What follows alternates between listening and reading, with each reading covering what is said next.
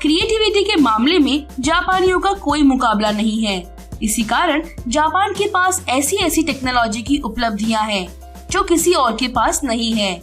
इसीलिए आज हम आपको बताने वाले हैं जापान ने टेक्नोलॉजी का विकास कैसे किया।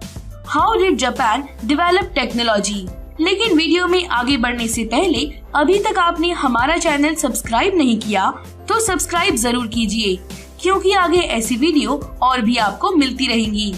जब भी जापान का नाम आता है तो सभी के दिमाग में जापान की छवि टेक्नोलॉजी के मामले में सबसे आगे रहने वाले देश के रूप में होती है।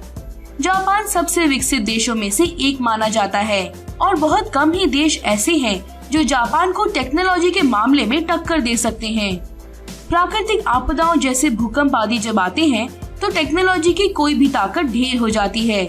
लेकिन फिर भी जापान एक ऐसा देश है जहां औसतन प्रति वर्ष करीब 1500 भूकंप आते हैं। लेकिन फिर भी यहाँ के घर इस तरह की टेक्नोलॉजी का इस्तेमाल कर बनाए गए हैं जिससे उन पर भूकंप का कोई असर नहीं होता। 1854 में जापान ने पश्चिमी देशों के साथ व्यापार संबंध स्थापित किया था। अपने बढ़ते औद्योगिक क्षमता के संचालन के लिए जापान को प्राकृतिक संसाधनों की आवश्यकता पड़ी, जिसके लिए उसने 1894-95 में चीन तथा 1904-1905 में रूस पर चढ़ाई किया। जापान ने रूस जापान युद्ध में रूस को हरा दिया। ये पहली बार हुआ जब किसी एशियाई राष्ट्र ने किसी यूरोपीय शक्ति पर विजय हासिल की थी। जापान ने द्वितीय विश्व युद्ध में धुरी राष्ट्रों का साथ दिया, पर 1945 में अमेरिका द्वारा हिरोशिमा तथा नागासाकी पर परमाणु बम गिराने के साथ ही जापान ने आत्मसमर्पण कर दिया। इसके बाद से जापान ने अपने आप को एक आर्थिक शक्ति के रूप में सुदृढ़ किया और अभी तकनीकी क्षेत्रों में सबसे ज्यादा विकास करने में उसका नाम अग्रणी राष्ट्रों में गिना जाता है। जापान दुनिया का केवल इकलौता देश है जिस पर परमाणु बमों का हमला हुआ है। जैसा कि आप जानते ही हैं, अमेरिका ने 6 और 9 अगस्त 1945 में हिरोशिमा और नागासाकी पर बम फेंके थे। फिर भी जापान ने पिछले 72 वर्षों में टेक्नोलॉजी का इतना विकास किया जिसकी हम कल्पना भी नहीं कर सकते। जापान टेक्नोलॉजी के क्षेत्र में दुनिया में सबसे आगे है। जापान की टेक्नोलॉजी का विकास करने की गति और ऊर्जा ऐसी है कि अगर इलेक्ट्रॉनिक्स या ऑटोमोटिव टेक्नोलॉजी में कुछ नए जरने हैं तो ये निश्चित रूप से केवल जापान से ही पैदा हो रहा है। इलेक्ट्रॉनिक्स विज्ञान और टेक्नोलॉजी के क्षेत्र में विश्व बाजार में जापान का सबसे बड़ा हिस्सा है। ये इन क्षेत्रों में अनुसंधान के लिए सबसे बड़ा बजट खर्च करता है, करीब 130 बिलियन अमेरिकी डॉलर से अधिक। जापान में शोधकर्ता 6,77,731 के आसपास है। एशिया में जापान एकमात्र देश है जिसे सबसे अधिक नोबेल पुरस्कार प्राप्त हुए हैं। ये सबसे बड़ा संकेत है जापान की टेक्नोलॉजी के विकास का। जापान दुनिया का एकमात्र देश है जिसमें Sony, Canon, Panasonic, Fujitsu, Sharp, Hitachi, NEC, Epson और तोशिबा जैसी सबसे बड़ी अंतर्राष्ट्रीय कंपनियां हैं। इसके बाद Honda, Mazda, Nissan, Toyota, Nintendo, Mitsubishi और सुबारू अन्य क्षेत्रों में भी दुनिया की सबसे बड़ी कंपनियों के रूप में जाना जाता है।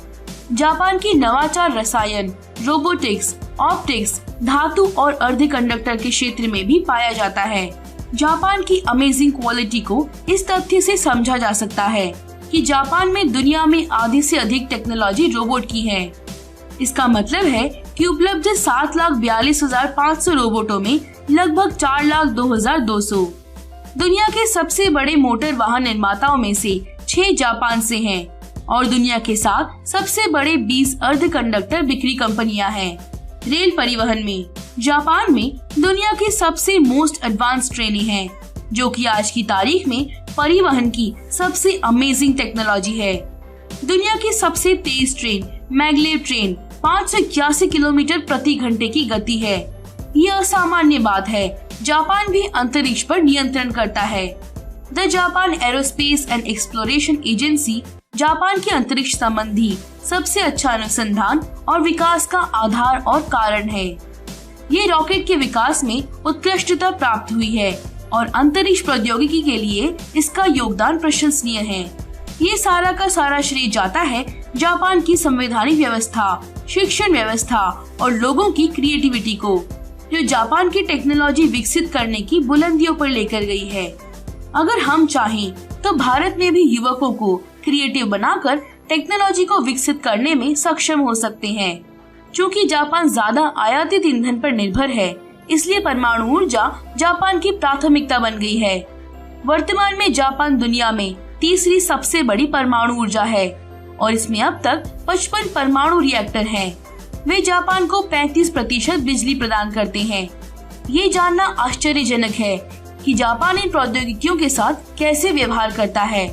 वास्तव में जापान ने मान्यता दी है कि अपनी आर्थिक ताकत बनाए रखने के लिए इसे अपनी प्रौद्योगिकियों को अग्रिम करना होगा।